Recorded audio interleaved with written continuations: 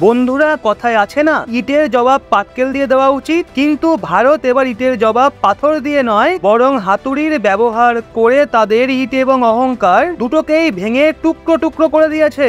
আসলে ভারত হাতুড়ির ব্যবহার করে বাংলাদেশকে এমন জবাব দিয়েছে যার জন্য বাংলাদেশের লাফালাফি বন্ধ হয়ে গেছে। কারণ ভারত বাংলাদেশের বিরুদ্ধে এবার এমন কড়া অ্যাকশন নিয়েছে যে বাংলাদেশ নিজের অকাতে চলে এসছে। ভারতের যে সমস্ত মানুষদের মনে হতো বাংলাদেশের নতুন সরকার হিন্দুদের ওপর হওয়া অত্যাচারকে আটকাতে পারছে না, উল্টে তারা ভারতকে হুমকি দিচ্ছে, তা সত্ত্বেও ভারত সরকার বাংলাদেশকে কড়া জবাব কেন দিচ্ছে না? তো এর জন্য ভারত সঠিক সময়ের অপেক্ষায় ছিল। আর যখন জল ভারতের মাথার উপর দিয়ে বয়ে যায়, তো সেক্ষেত্রে ভারত প্রথমবার বাংলাদেশের বিরুদ্ধে বড় সড়ো অ্যাকশন নিয়েছে।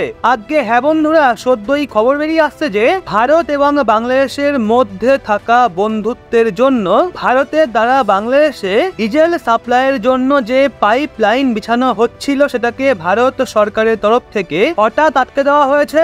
আর এটা বাংলাদেশের জন্য এতটাই শকিং খবর যে বাংলাদেশের আওয়াজ বন্ধ হয়ে গেছে। ভারতের দ্বারা শুরু করা এটা একটা এমন প্রজেক্ট ছিল যার জন্য বাংলাদেশের ভীষণই উপকার হতো, আর বাংলাদেশের নতুন সরকারও চাইতো না এই ধরনের প্রজেক্ট ভারত বন্ধ করে দিক। যেখানে বাংলাদেশের নতুন সরকার তো ওই মামলায় ভারতের সঙ্গে নিজের সম্পর্ক ভাঙতে চায় যাতে ভারতের ফায়দা হয়। তবে ভারতের দ্বারা বাংলাদেশকে হবে কষিয়ে চাপিয়ে দেওয়ার জন্য ভিডিওটা লাইক করতে কিন্তু একদমই ভুলবেন না।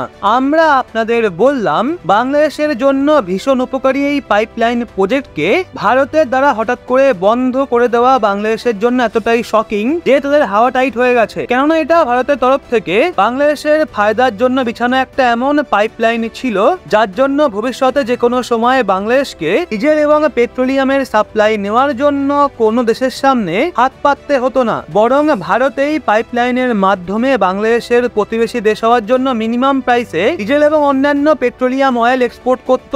আর আজকের সময়ে ডিজেল, পেট্রোল এবং বাকি অন্যান্য ফুয়েলের কি পরিমাণ রিকোয়ারমেন্ট রয়েছে সেটা আমরা খুব ভালো মতোই জানি।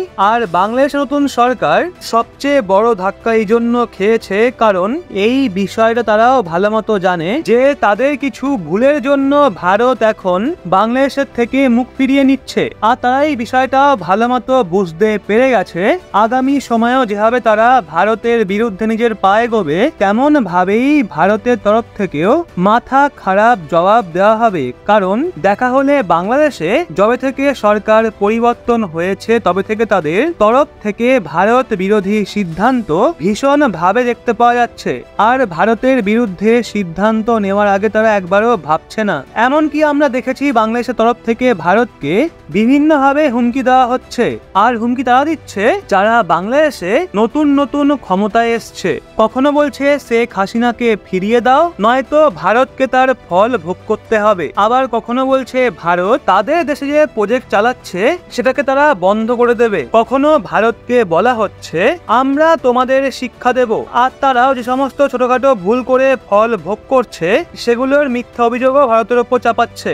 মানে বাংলাদেশের তরফ থেকে এখানে ভিন্ন ভিন্ন ধরনের কথা বলা হচ্ছে। আর হিন্দুদের ওপর যে হামলা হচ্ছে সেটার কথা তো ছেড়েই দিলাম। কিন্তু এই সব কিছু দেখে ভারতীয়দের মনে হচ্ছিল ভারত সরকার কেন বাংলাদেশের বিরুদ্ধে কোনো অ্যাকশন নিচ্ছে না, কারণ সবাই জানে তাদের যা অকাত তার থেকে অনেক বেশি তারা বলছে।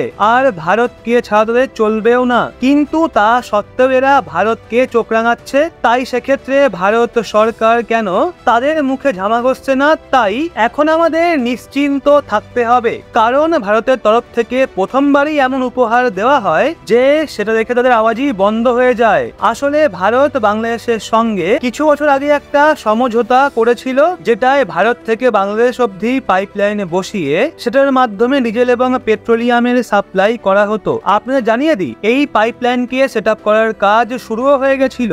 আর এর টোটাল লেন্থ ছিল 131 কিলোমিটার, যেখানে এই পাইপলাইন ভারতের পশ্চিমবঙ্গ হয়ে বাংলাদেশের একটা তেল ডিপোর সঙ্গে যুক্ত। আর এই পাইপলাইনের জন্য সব থেকে বেশি ফায়দা বাংলাদেশেরই হতো, কারণ এর ফলে বাংলাদেশের ট্রান্সপোর্টেশন কস্ট বেঁচে যেত, যার জন্য ওভারঅল ভারত থেকে বাংলাদেশকে ডিজেল প্রায় অর্ধেক দামে দেওয়া হতো এবং সেই সঙ্গে ট্রান্সপোর্টেশনের মাধ্যমে দুই দেশের মধ্যে যে স্মাগলিং হতো সেটার ভয়ও থাকতো না। তো সব মিলিয়ে দেখা হলে এটা বাংলাদেশ এবং ওখানকার মানুষদের জন্য ভীষণ কার্যকরী হতো, কিন্তু বাংলাদেশের কিছু ভুলের কারণেই আমরা আপাতত এই পাইপলাইন প্রজেক্টকে স্থগিত রেখেছি এবং সেটার কাজ পুরোপুরি বন্ধ করে দেওয়া হয়েছে। বিশ্বাস করুন বন্ধুরা, শুনতে যদিও এটা ছোটখাটো ব্যাপার বলে মনে হচ্ছে, কিন্তু এর ফলে বাংলাদেশের নতুন সরকার এত বড় ধাক্কা খেয়েছে যে তাদের হুঁশি উড়ে গেছে। কারণ বাংলাদেশে ডিজেলের এত বেশি রিকোয়ারমেন্ট রয়েছে যে তারা ভারত ছাড়া অন্য কোনো দেশের কাছে চেয়েও পাবে না, কারণ বাংলাদেশের যতগুলো ফ্যাক্টরি চলে সেগুলো ডিজেল দ্বারাই অপারেট হয়। যদিও চীন আমেরিকা বাংলাদেশকে আর্থিক সহায়তা তো করতে পারে,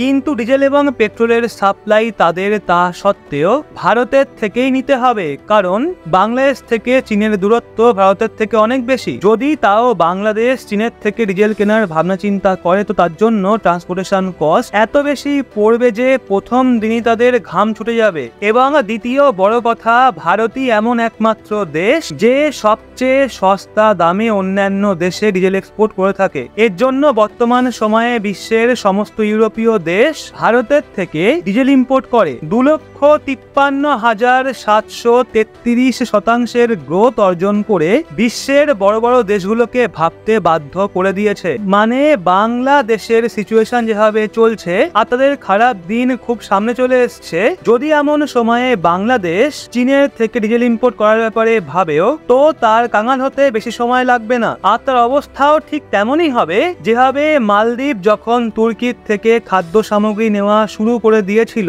তখন তাদের হাতে যেভাবে বাড়ি চলে এসেছিল, সেক্ষেত্রে তারা বাধ্য হয়ে আবার ভারতের সামনে হাত পাততে বাধ্য হয়ে যায়। আর এই বিষয়টা সবাই জানে, খাদ্য সামগ্রী যেমন ডাল, গম, চাল, সবজির মতো অন্যান্য আনাজপাতির মামলায় বাংলাদেশ পুরোপুরি ভারতের ওপরই নির্ভরশীল এবং আনাজপাতির মামলায় ভারতই বিশ্বের সবচেয়ে বড় এক্সপোর্টার। এর জন্য ভারতের থেকে বেশি সস্তা দামে সবজি আনাজ অন্যান্য দেশ থেকে পাওয়া সম্ভবই না। তাই বাংলাদেশ যতই ডানা ঝাপটা, কিন্তু শেষমেশ তাকে ভারতের কাছে এসেই হাত পাততে হবে। তো সেক্ষেত্রে আপনাদের কি মনে হয়, বাংলাদেশের সঙ্গে এই পাইপলাইন প্রজেক্টটি পুরোপুরি ক্যান্সেল করে দেওয়া উচিত নাকি ভবিষ্যতে আবার চালু করা উচিত? এই বিষয়ে আপনার মূল্যবান মতামত নিচে কমেন্টে অবশ্যই জানান। আর আমাদের ভিডিও আপনার ভালো লাগলে অবশ্যই চ্যানেলটা সাবস্ক্রাইব করে চোখ রাখুন রহস্য বাংলার পর্দায়।